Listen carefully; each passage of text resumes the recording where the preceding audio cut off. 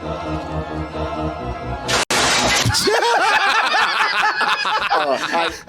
on, you can't help but laugh on that. You can see those wires. Oh, I know. The wires right there. They didn't even use piano wire. They used thick ass cables. Big cables. They got cables. Didn't even try to cover that shit up, man.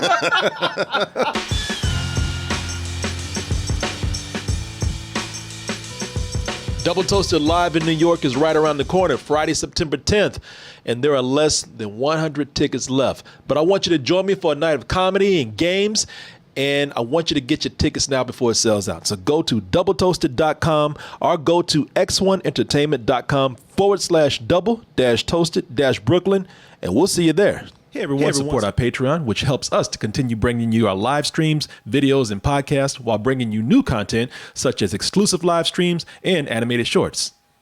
Got this new Candyman that's about to come out next week. Everybody, Candyman just waiting on y'all to say that fifth Candyman out there. This is where it all began. A couple weeks later, more razor blades and more candy. So people, this Candyman is coming out, and these guys, they got mad at me, man. I said, man, you know what? I'm getting mad. This is the Candyman that we not deserve, but we need. And they said, why? And I said, black people. I said, you know, it's not like that white Candyman. That little You ever white. heard of Candyman? Candyman. It's just a story. I said, Chris over there, like, he's like, look, see, wait a minute, hold on, let me go back. He said, see, look, black. There's one. There's one right there. I got to answer for that. Oh, they mad, boy, they mad because they ready to say, oh man, you ready to come in here and talk trash about that original Candyman. And Corey, by the way, you want to talk trash about that? If you didn't have that Candyman, you wouldn't have this new Candyman right here. True. Well, the reason why we're discussing the old Candyman, there's many reasons. One, because, you know, we got the new Candyman coming out that's produced by Jordan Peele, and the director's name, I got to give her credit, man. Nia DaCosta. Nia DaCosta, because let it be known that Jordan Peele, he was the one that got it. He got the project going, but he completely left her alone to do what she wanted to do. Right. Yeah. So I'm looking forward to seeing what's done with this. But the other reason why is because I thought, you know what? In addition to this being a slower week, I'll admit it to you, there's not a whole lot going on, but those days are good because this gives me a chance to go in and brush up on some old movies in anticipation for some bigger things coming out and some new versions coming out. We had a sort of... We had a retrospective on like Suicide Squad one week, and then we got this movie. So I said I hadn't seen Candyman since it originally came out, the 1992 one. Saw it in the theater. Remember the theater that I saw it? It was so long ago that theater's not even there anymore. Yeah. It was very much like watching it for the first time all over again. That's you and me, Chris. Yeah. Come on, Corey. Let's say it. Let's say it. I know. Candyman. Chris going like, come on, let's do this thing that everybody told us not to do. Yeah, this is me and Chris. Hey, before we go to the drag club, Candyman. No, you say it. No, you say it. before we go out to boys night at the gay club, it's gonna be Domingo and his new man. Yes, exactly. Gonna hang out with him. Say it 5 times. Candyman. It's just a story. Candyman. I want to talk about this because at the time when I saw this movie, even being the young lad that I was at the time, I had problems with this film. And I wasn't as crazy about this film as other people are. But at the time, there were many reasons why I was not as crazy about it as other people. And we're going to get into some of those reasons and see how this movie actually holds up today. And have I changed my mind on it? You know, like I said, I'm watching this with fresh eyes, being somebody who's a little bit more mature about how I see movies, a little bit more educated about movies. In anticipation of the new Candyman coming out, which is a sequel. It is, they say it's more of a spiritual sequel, but it is connected. Yeah. Oh no, is this that soft reboot thing again? No. This ain't. No, they're not doing what Suicide Squad is doing. Or the Suicide There's Squad. direct characters from the first one coming over to this one. Yeah. See how this holds up. See if certain themes hold up, and see if the horror holds up today. And let's go ahead and get into it right now. Like I said, I didn't like this as much as many people here because the reason why I didn't find it as scary as a lot of people out there. And honestly, I don't think that the movie is all that scary, really. It's a movie that smartly goes in and plays on people's fears of urban legends. Yes. I mean, because we used to play this game when I was a kid. We go into the bathroom and you know what it is. Bloody Mary. Sure. You say Bloody Mary 5 times. Is it 5? I thought it was 3. Maybe. It's I 5 think times? people 3 have for different Bloody times. Mary, 5 for Candyman. Yeah, that's Was what I it was 3 like, for Bloody Mary? Yeah. Yeah, I was like, Candyman, why is it got to be so many times? Like, after you say it a third time, you start to feel silly. Because that bitch Bloody Mary got there first. That's why. Bloody Mary was something where you would say the name 3 times, she would come out. And man, that scared people already. So it was not a new game. Candyman sort of took that legend and ran with it and created his own mythos, which is cool. But I think a lot of people are already scared of that urban legend of Bloody Mary anyway. And I think playing on those fears help people kind of expand their fear or cross it over into this movie. That's not to say that is bad. And here's what I'm gonna let everybody in because everybody's thinking like I'm criticizing.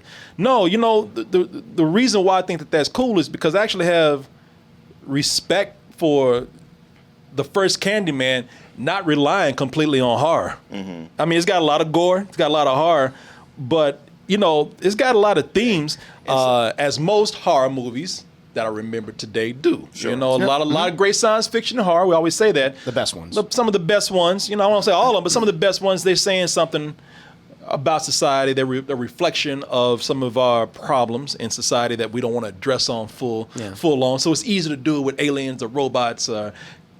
Horror creatures. It's also a good way to make your property memorable. Mm-hmm. Yeah. No, true. Now, I'm talking about this is the white Candyman. Now, understand why I say this. I understand why you're saying it. I get it. Listen, and I respect it for that. Mm-hmm. One of the things I like about this is that, listen, a lot of people don't know this, or maybe they don't see this, but this is the way I look at it. This is a white savior movie. It's not just a white savior movie. Yeah. It's not just a white. I mean, I guess. Well, no, it's not. It's a white savior movie. But what I love about it, it's a white savior movie gone horribly wrong. Mm-hmm. I'll agree to that. Yeah. So wrong. Back you bitch. Yeah, man. Normally I would find it a problem for a white woman to go into the projects looking to get the scoop on a lynched black man while trying to save a black baby. And this chick tries to pull it, and that shit goes so wrong. And I look at it, and I was like, it's like, I don't know if the movie meant to say that, but I look at it that way, where this woman goes in, and this whole thing, hey, look, pun intended, that shit backfires on our ass. Yes. Heavily. What resonates today with me is how it points out how we draw poverty lines. Mm-hmm. And especially between black people and the elite. Yeah. And that still exists today. Mm-hmm. That still exists today at a time when today we still don't want to talk about these things, and now we see it even more in print being told to us in our face. People are actually in arms about it, saying, I don't want to talk about this shit because, and I don't want to look at it either, because it makes me feel bad. And that's bad. Yeah. I don't want to feel bad. I want to enjoy my money by having looking at you poor Negroes over there. So Helen is played by a beautiful, what's her name? Virginia Madsen. Yeah. Who, yes, that is Michael Madsen's sister. Gorgeous woman too, man. Especially then. She's in her prime. And she looks so much like Gillian Anderson. Yes, she does. Wow, great comparison. Yeah, from the X-Files. Yep. Yes, she does. And she looks beautiful today. But she plays Helen. And Helen, she's a grad student. And Helen she's writing a thesis or something on urban legends, urban horrors. And, the whole thing with this is self-serving, which we will get to in a little bit. Yeah. But it's self-serving in a way where she's not some villain here who knows what she's doing. She still thinks she's got some virtue with what she's doing. It's that ignorance that she's unaware of what she's actually doing and exploiting these people for her own gain. But she thinks that no, this thesis is going to be read by everyone. It's gonna cure the world. It's gonna help Cabrini Green. It'll be great. But I think that's what the movie showcases so well. And her high society friends who are just like, oh yes, you're doing the Hookman story. It's like, I get that. British dude. Yeah, I know. Yeah, you know, she's very guilty of this, man, because she's never had to look at the poverty-stricken lives of Cabrini Green. And just in case people don't know the story of Candyman, Candyman is the legend that takes place in the now demolished projects of Cabrini Green. That was in Chicago, right? Correct. Yeah. Yeah. So Cabrini Green was gone in 2011, so that was a real housing projects. And in the movie, there's the legend of the Candyman. You know, that's when they say urban legend, they talking about real urban, like projects, like black urban legend out there. The urban and urban legend. He should does, yeah. He is the Black Bloody Mary. Yeah. And she's going in there to talk about this urban legend for her thesis paper. And the thing is, she goes there, even though, and what's worse about it is that she's not going in completely ignorant. She's not going in cold. Thing is, in her research, she knows all this history, all this shit about Cabrini Green. She knows that Cabrini Green were these apartments where, oh, this screen's gonna be funny, y'all, but you don't have to look at it that way. Cabrini Green were these apartments where they were built just like the condominiums on the nice part of town over in Lincoln Park. These condominium towers, they were built the same, except they are just in 2 different zip codes. And Helen knows this, man. You know, she even kind of has a lighthearted, almost giggly conversation about it with her friend when she's telling her, oh, look at the research I found. I live over here in the nice shit, and can you believe that this is the same thing as those pieces of shit over there? That's not Cabrini Green. That's this building, Lincoln Village. My apartment was built as a housing project. Awesome view, right? Yeah. Pretty goddamn good. You know, she's like, literally like that. Take a look at this. See that shit over there? That's like me, except dirtier. You know, that's that. You know, looking at that, she knows the history. She knows all of this. It's not like she's going in completely cold when she's going over to that Cabrini Green over there. You know, and what's cool is that, now this is what I like about this movie. And I don't even know if they meant for these kind of connections to be made, but there are little subtle things that you can make connections with on your own. You know, while she's in this nice building, she's in this nice community, little does she know just how connected that makes her to the Candyman already before his black ass even showed up. Yeah. It's even so in the movie, there's this whole legend about how the Candyman killed a woman in her apartment because he crawled out the mirror. That woman's apartment is the same as hers, I think. If you look at the bathroom, she goes in there. There's even a big mirror right there in the corner. There's even a big mirror. And if you, well, now that we're talking about mirrors, if you really want to get crazy with it, now this is where I might be full of shit. I might be reading too much shit. I will say that. But, you know, when she goes to Cabrini Green, she crawls through the mirror. She goes into his shit. You know, she's trespassing in his territory. His domain. And then when she gets home, he's like, well, I'm gonna cross over to yours. You want to play? So there's all this connection between her, just where she lives, this whole thing of this whole history before the Candyman even shows up, man. And I thought that was pretty cool of the movie right there. It's very subtle. It is. You very might subtle. miss it. Yeah, this is a movie that I give credit for. Like I say, it's a lot deeper for a lot of horror movies that we see with gore levels of this kind in the film. Also, again, I don't know how much the movie is really playing on this. I don't know how much the movie is really realizing this, or maybe they are. But there's still a statement to be said about it. With cultural appropriation going on today and how that's a big thing now, this shows how people sometimes, now, you know, like I said, some things she knows what she's doing, and sometimes there's a level of ignorance there. But it shows how sometimes people unwillingly or willingly uses black culture for their own gain right here. Well, it does that thing that it goes on all the time, but I remember it being a really big thing in the 90s, would be for somebody new, some young person to suddenly discover obscure to them blues musician and be the one championing them. It's like it's like Quentin Tarantino was big on. Look what I discovered. Look what I discovered. It's like the shit already existed. Look at all these blaxploitation I discovered. Yeah. I know, but I brought it to the mainstream. It's like, yeah, but the rest of us already knew about it. Yeah, you're not. I mean, if you're saying that you're putting it back out there, that's fine. But stop saying you discovered this. Well, what she's doing here is that she's going in, and there's a scene here where she tells, she's over there with her little snobbish elitist friends and professors and shit. And she's and she gives away that I don't give a about really getting his history out there.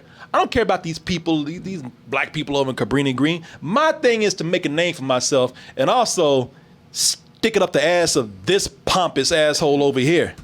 So how are two most beautiful graduate students getting along? Actually, Purcell, we're about to bury you.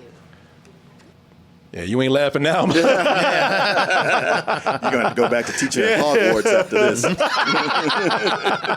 this. When she has to go over to Cabrini Green and take this legend, even with people being scared of this, she's appropriating that culture. She's going to take it. She's going to put it out there. She's going to make academia out of it. And then, it's going to go all to her. She's going to be the person that put the legend out there. That discovered it. Discovered it. Yeah. Shit, they even have, man, they have the whitest of white dudes. Before she discovers it and puts it out there, they got the whitest of white dudes explaining the legend in the movie. Oh, yeah. And he says that he's the one giving us the origin. I mean, you do know the story, don't you? No.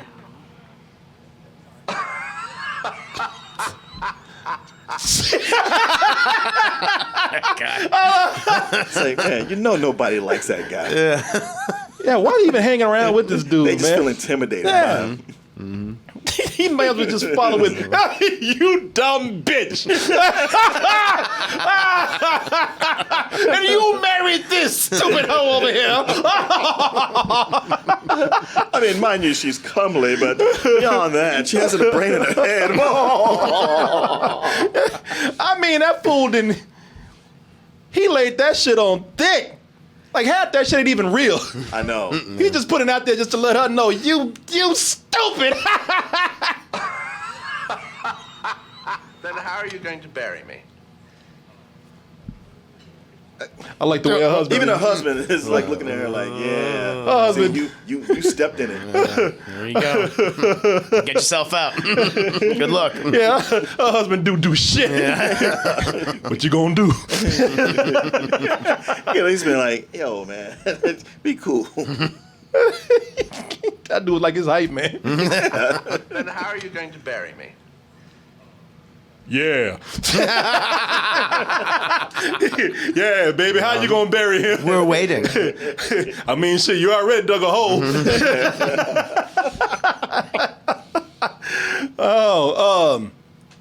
That right there is how the conversation starts. But then he goes on and start telling about the Candyman, and instead of getting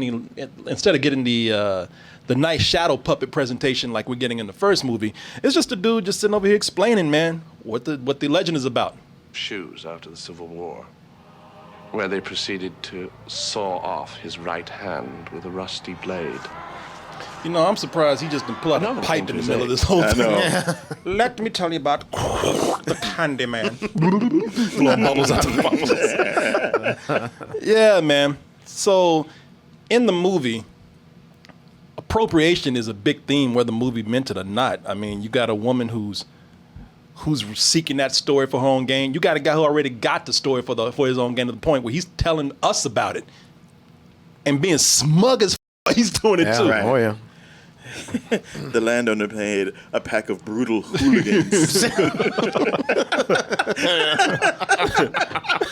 Rapscallions chasing after him down the road. Goddamn hair don't help. I know. That mane of hair. Goddamn extensions he got. While this woman goes to Cabrini Green and continues the cycle of appropriation for this urban legend that exists mainly with these people, but these people don't ever get their stories heard because the police don't go there, the media doesn't cover them, unless there's something real juicy with violence going on. No one listens to their stories. She takes it out. And now she feels like people are going to listen. A way of thinking about this is that, in a way, The Candyman is the horror of the poverty-stricken people of Cabrini Green that continues to follow her, that won't let her look away, that won't let her go away with, doing this peacefully. It's something that's, she's paying for her appropriation, and also she can't do this thing of easily turning her head on this and going back to feeling good after she's written her paper and gotten all of her academic accolades from everybody. Well, I got them shoes on, man. He looks good, man. And those pants, I mean, Candyman was fresh. They give you that. Coat. Oh, shit. She like, oh, all right. That's when you know you're guilty. She looking around like Stevie Wonder with them shades on and shit. Oh, shit. There's no hell in here. Mi nombre is Isabel.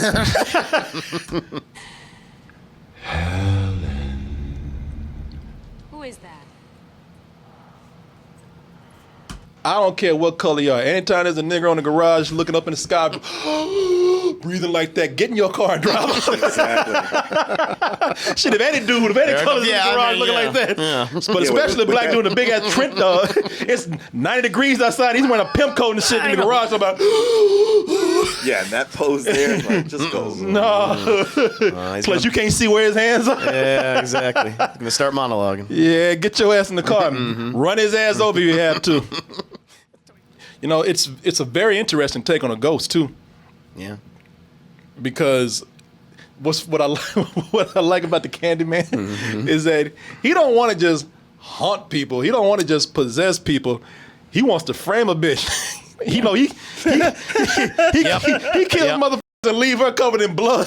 Then he's the kind of ghost where like, I'm not going to take responsibility for any of this. By the way. This is on you. No, that's something I greatly appreciate because all these modern ghosts, all they do is just keep the little things fucking with people, and then they finally kill them. I was like, why don't you just do that in the first place and stop bullshit? No, where he is like, I'm gonna set you up, and I'm gonna walk away, and I'm gonna do it in such a way that when you try to tell people, they're gonna think you're crazy. No, what I love is. He will murder everybody but you, leave the room covered in blood, leave your ass soaked in it, and then leave talking about I'm out while leaving damage to the building so you have to be left with that bill too. Come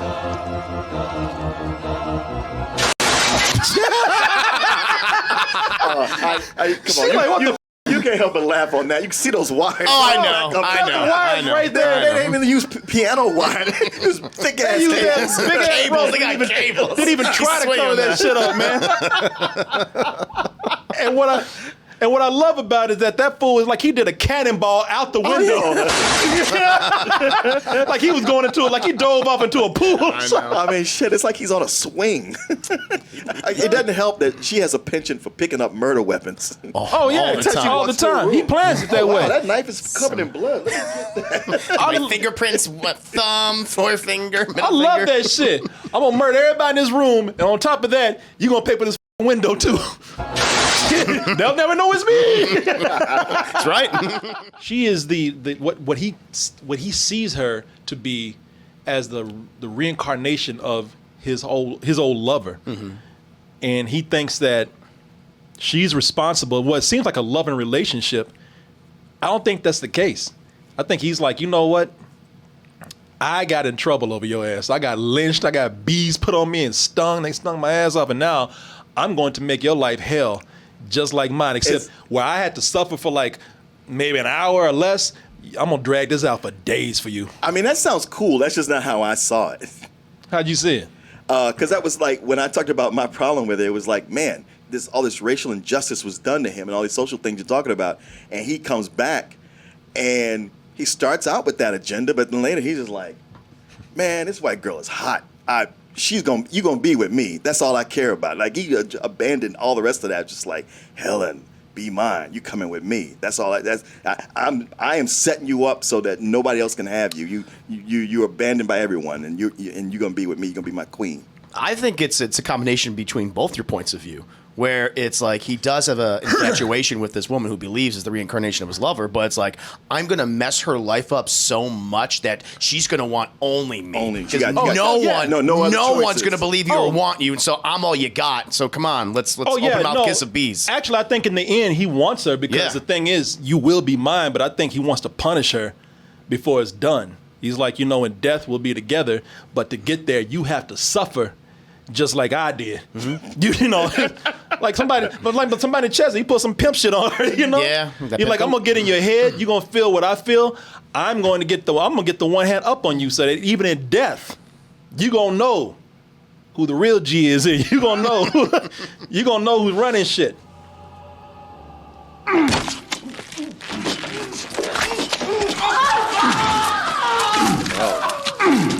This is like some prison rape shit, man. Yeah. No, he starts with the ass. Yeah, he looked like, you damn right he starts with ass. I don't think with his hook. Well, you know, that guy was being smug too. Yeah. He didn't deserve that like that. That's a little too Honestly, extreme. even for what she's doing, she doesn't deserve this. No, she didn't. Yeah. You know. I mean, look. Maybe she's doing some cultural appropriation and she's being naive or insincere. That does not warrant having your life destroyed and people around your best friend killed. She don't, but she the ghost. So you know, hey, that's what happened. They're a little extreme. Yeah, this dude didn't know nothing about a ghost. That man was doing his job. Hey, she told him. Man, ain't nobody gonna sit up there and believe that shit. You in the nut house, and you got a chick strapped to a chair talking about, there's a pimp ass black dude going around with a hook slicing people up. Of course you're gonna be like, the out of here, No, you're crazy. you would, but you're not supposed to.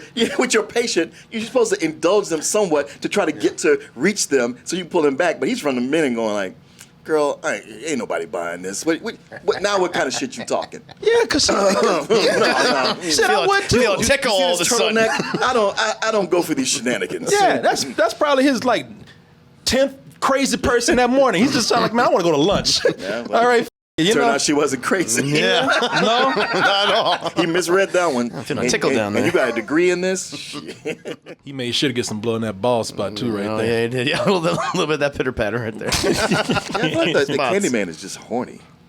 Oh Yeah, no doubt. Yes. Every death that he does, shit just makes him ejaculate. Every death he does, should be dead. He's still on the body. Hold on, don't touch me. That's one thing I do like about the Candyman. What I do think is frightening with him, you know, outside of him just being somebody who frames people for murder, the straightforwardness of the character. I was saying he's the most efficient slasher I've seen. It's like I like the way he thinks. Like shit, you know what I do? I kill.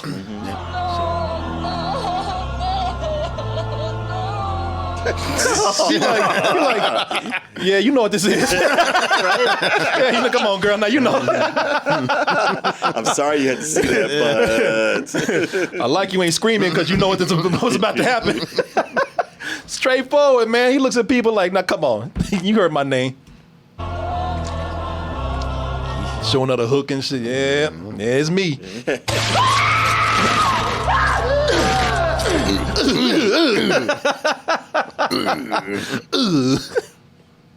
And leaves her ass on the floor next to that dead body. Yep. No, I like that, man. Like that a lot. I have a problem with the portrayal of black men in this movie. Like they're non-existent except for to be intimidating figures in the film. Looking for Candyman, bitch. Well, you found him.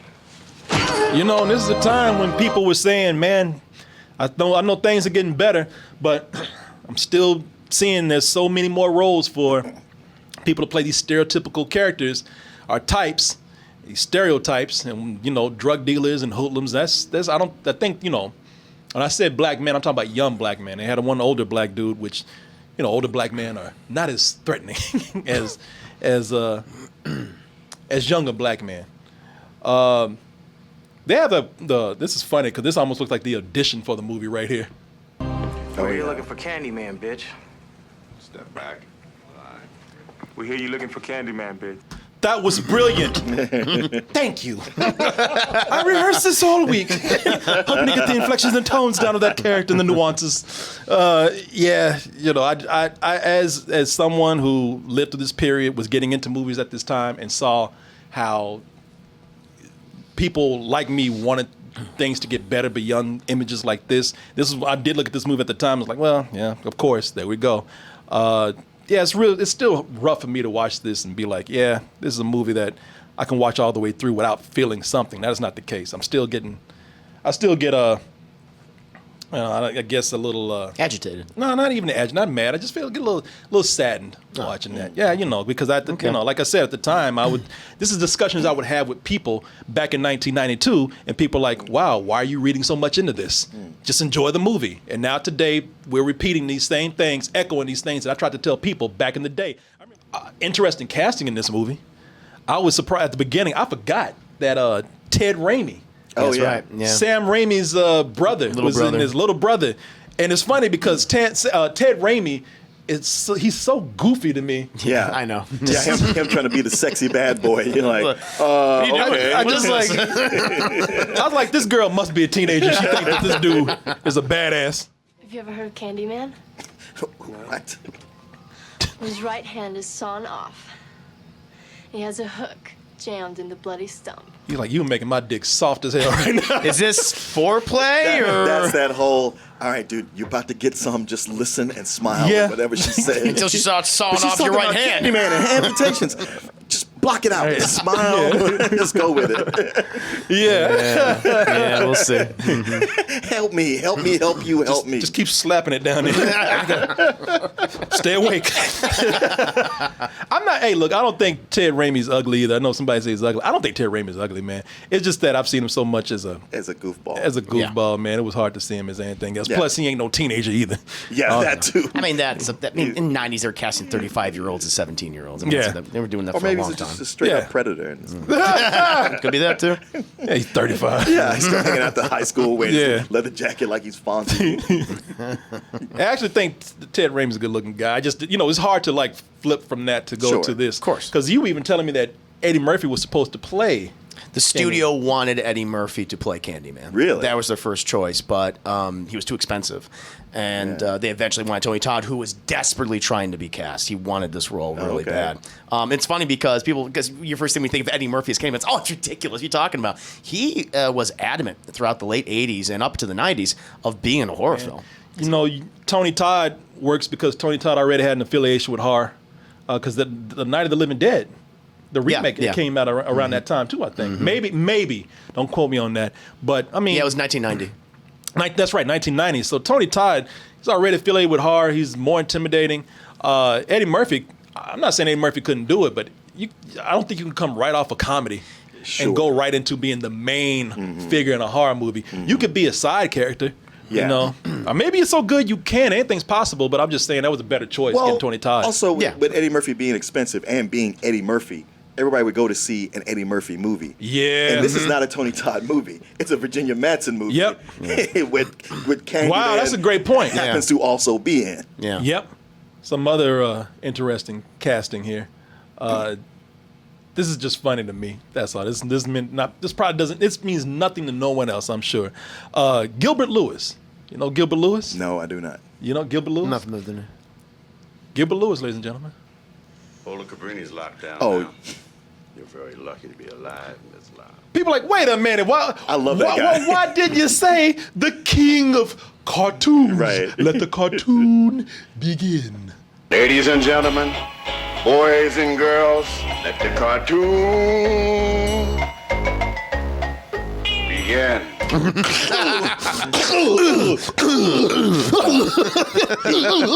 was the second king of cartoons. Yes. The first one was Blackula. He's a king of cartoon. The score. Philip Glass is such a great job. Philip Glass, Philip yeah. Glass. I'm so glad that they went with Philip Glass and let the director do what he wants to do. Like, again, I think there's a couple of things that are going on. The director is, what's his name? Byron? Roseburn. What's his name? You said Roseburn? Oh shit! Oh no! Maybe I'm getting it wrong. No, I'm reversing it. I think you're right. It's Byron Rose. I think so. Byron Rose. Yeah. Bernard Rose. Bernard Rose. Bernard Rose. That's it. Bernard Rose, who is, I believe, a white director. Now, that again, he's English. He's okay. So at the time, you don't get the representation. However, you do get some interesting choices in the production of the movie, like bringing in Philip Glass, because anybody else would have tried to put in some horror hip hop beat or it could have happened. Something kind of funky in there. But I think it would that sound like that People's Court jazz. theme. was that Would sound like that People's Court theme. yeah exactly. But having Philip Glass come in, man, it does. So we got this guy who's he's not a he's a guy from another realm. He's not an earthly guy at all, and that score just made it feel more that way.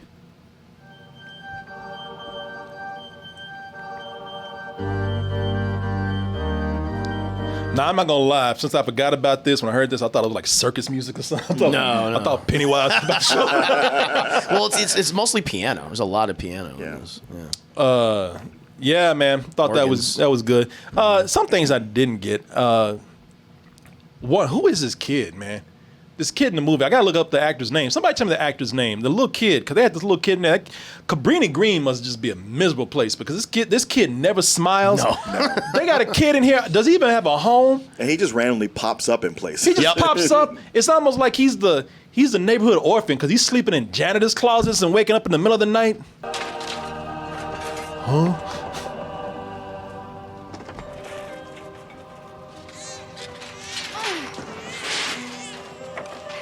I think his name is DeJuan Guy, but this kid never smiles. This kid never, we never figure out who his parents are. We don't know where he lives. He just pops out. I was wondering if he was supernatural himself. That's, exactly. People have theorized if he's like an agent of Candyman, someone who operates in the real world form that he takes care of because he keeps the legend alive. He talks about Candyman often, and to give Candyman power, gotta talk about me. Yeah. So that's why he keeps him there. Yeah, it's never explained. I think it should be a little more explained if that's the case, but I like the mystery, but I just never got this kid. And he's definitely there because unless he's some kind of ghost that just sees things and utters his mind and speaks to us, because there's that scene when the guy he's imitating Candyman, like the drug dealer, the gang leader. And when he comes up, this kid looks over and he's like, Candyman. So he's living in the real world somehow. Yeah. I mean, at first, I just got the impression that he was just like, oh, no, this whole time I've been talking about Candyman. I was talking about that gang leader right there. Yeah. I don't know about the fairy tale shit you're talking about. But then I thought maybe that's what it was. But then here's something else I don't get. Why did all these black people just do this bonfire at the end? Did they know? Because they never explain how they know Candyman's going to be here. So here's a little bit of a spoiler, y'all. Just bear with me if you don't want to know. He's 30 years old. It's okay. Yeah, Should have seen it by now. Yes. So they have a big bonfire set up in the middle of the projects. And it's like they were going to use that to trap Candyman. And I'm telling you right now, I probably didn't understand. I probably didn't see something. But it's all these black people from the projects who get together and they burn it down with her in there. Because I guess they know that she's somehow connected to Candyman himself. We must be on our way now. You and I are both. Boy, he better get back from that fire with that juicy ass curl. Man, I don't know what you're doing. Your ashes, and we shall never be separated again. So he ain't looking at that kid ain't smiling at all. Yeah, man. I didn't understand too much. In regards to like why they set it on fire? Yeah, why like the whole Well, she's been blamed for the possible definitely the kidnapping and the possible death of the baby. So did they burn it knowing she was inside? I think so, yeah. But the baby's inside too, so why would they burn it? They don't know the baby's inside. They just know that she's there. It's like, oh, fuck it. All right. And of course, she's out, so therefore, let's get some justice for ourselves. So how did they know that she would go to the bonfire then? Or did they build that big pile of trash there? I think that's like garbage day. I think they just because the kid saw her going inside there, so then he told everybody. So he told everybody to decide to get some. Let's burn everyone. Yeah, so but then they couldn't have known because when I don't think they were doing that to kill her because, as we saw, they help her out because she has the baby. She has the baby. Oh, okay. Yeah, prior to that, they didn't give a shit. Yeah, they like, oh shit, the baby's there, and then that's when they put her out. And like, oh, you had the baby. You But she saving gave the baby. she already Man, gave the sorry. baby. Oh, wait, No, she didn't. No, she she didn't. didn't. The baby. It was in her She was hand. crawling She's holding out like a football. Yeah. Boy, that was that big ass wig right there. No, overall, I mean, I also love the ending of the film because she becomes the next urban legend. Well, I think She that's gets what wrapped into it. That's what he wanted. That's what he wanted. Like Yeah. that's why he wanted her to go. He wins. He wanted to torture her. He wanted to get revenge on her. He wanted to get her back. And he wanted her to be part of the legend. In order for her to be part of the legend, she has to go through the same torment and suffrage that he does. Yeah. So you know that's something interesting about this movie, though, the making of it. And this is something that Kevin King, our producer extraordinaire, sent to us. And it's something that I noticed in the movie. I noticed that those were real bees. Yeah, they are. Oh, They are yeah. real beats. Yeah, I was wondering about that. Yeah, no, those are real bees. I mean, no CG back then. Well, you had, I guess, Jurassic Park. No, Jurassic Park was not even out at that point. That was 93. Yeah, it a was year later. 93. So no CG was going on, and man, the practical effects in this, you know, the gore is real cool. You know, I like gore when it's used effectively, but I was more impressed by those bees because it's one thing to put somebody, you know, cover people up with bees in their body. This fool had to put them in his mouth. Yeah. There was a so how they did that. He wore like a blocker so they wouldn't go down his throat. So he had that, and he was coated. On his face, his entire body basically, and his clothes, a queen bee pheromone, so they wouldn't sting him. They still stun him, no matter what. Fuck. But and he had a special clause. Tony Todd worked this out in his contract. He said every time I was stunned, if I get stunned, I get $1,000. Nice. Okay. We were like, Oh, it's worth it. He was out there punching bees. Get mad, bitch. Get mad. Yeah, but it's all real right there. The bees in the mouth. We used over 100,000 bees on that set. It was all practicals, which is, you know, totally makes a difference. They're just that, you know, every kid is afraid of a bee sting. He's right. Unless you get $1,000 for it. He got $26,000 for that. Yeah, not bad. And even like the reveal of just the meat of his rib cage on the bees living. He's like a hive. Yeah. Clive Barker knows body horror. He does it No, very well. well, he Showcase very well here. I mean, he knew how to. The story's good. I don't know if he would have known how it went to the cinema. Sure. How would it translate to that? But it definitely did create a great urban legend. Mm-hmm. You know, people. He's the Candyman is the new is the new Bloody Mary. Yeah. Like, you know, when people are actually scared to go into the bathroom and say Candyman 5 times, man. And we're going to see if that's going to be repeated with this new movie. Do the Candyman challenge. Yeah. New TikTok, Instagram challenge. I think people are actually doing that. Of course they will. I think the studio put that It's out marketing there. for the movie. Yeah, of course it is. And another interesting thing, you know, Tony Todd has always been sort of an intimidating figure. You know, he was hung out with zombies. He was the Candyman. He hung out with death and, you know, told people what death has planned for them. The Messenger, he was kind of the real Grim Reaper. And what is it? What are those movies? Final Destination. Yeah, that's right. Yeah. He was kind of the Grim Reaper figure in there. But there was a time, believe it or not, when he was just a man trying to get enough money to buy a taco. Hello, boy. For only 90 I don't know what's scarier, Candyman or Taco Man. cents or less, you can get lots of great tasting food only at Taco Bell. He still got on the fucking crazy jacket. He still got the straight jacket on. Like maybe this is hard. He just escaped from the mental asylum and went to Taco Bell. Maybe if I sell them my hand, I can get a taco. Looking at his socks, it's like, at that point, you know if you got enough money to buy a taco or not. Yeah. Brother, you ain't got nothing. All right. No taco for you. Goes in there and kills somebody for change. And then the legend began, the Taco Man. So if you've got some small change just lying around, Oh, he's so happy. Yeah, look at that. Yeah. Now no one has to die. Thank God. No victims today. Yeah, boy. You just saved a life. Except this taco. I'm still hungry. Yeah, regardless of the problems that I have with this, man, I think this is still a smart ass horror movie that really does still work today. It's a movie that was very smart before, 30 years before some of the issues that we have are the issues that we still have today this still addresses those. That stuff. It doesn't work for me as well as it does for you guys. I mean, I never saw it back in the day where I would have had that affection for it. Watching it, it's enjoyable, and I do appreciate all the things in it. There's a lot of shortcuts going on with the movie making. But I like just the ideas it explores. The performances are very serious, and they're taking the material seriously. Like, and I'm really appreciative, and I think that's why I have such such a positive opinion over the film, you know, overall, and that's why I'm very excited for the sequel, spiritual successor. And I get that, because unlike a lot of horror movies from that time, it doesn't get goofy like so many of them did. No, I'm kind of caught between the both of you. Like, I like it better than what I did when I first saw it, definitely. And I think it's, and again, I have a lot of respect for it. And I do enjoy it. I actually like the movie. I like the movie. I still think it might be slightly overhyped, but I see why. They hit all the right notes. They created their own urban legend by picking up influences from other stories out there. And one of the things I like about the movie that I forgot to say, I really like the art direction in this, man. It reminded me of kind of a 70s horror movie aesthetic.